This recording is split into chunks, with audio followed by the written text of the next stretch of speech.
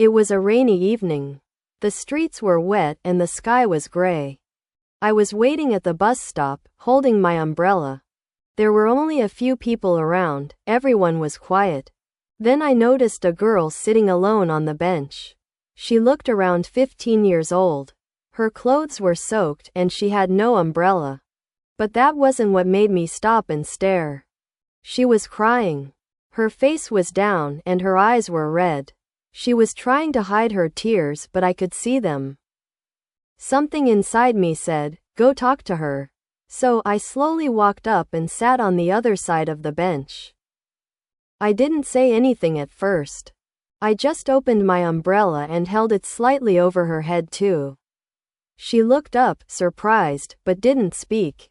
After a minute, I asked gently, "Are you okay?" She didn't answer at first. But then, in a soft voice, she said, "I missed my school exam today. I was late. My teacher didn't let me in." She paused, then continued, "My parents are going to be so disappointed.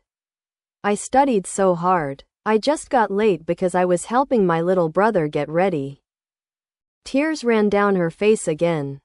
I felt a deep sadness in her voice. But I also saw something else, a kind heart. She was upset, not because she failed, but because she cared. I said, "You did the right thing by helping your brother. One exam doesn't decide your future. But your kindness, that shows who you truly are." She looked at me, surprised. Her lips moved slightly, almost a smile. "You think so?" she asked. "Yes," I said. "I believe life gives second chances. And people like you deserve them." Just then, her bus came. She stood up, looked back, and said softly, "Thank you."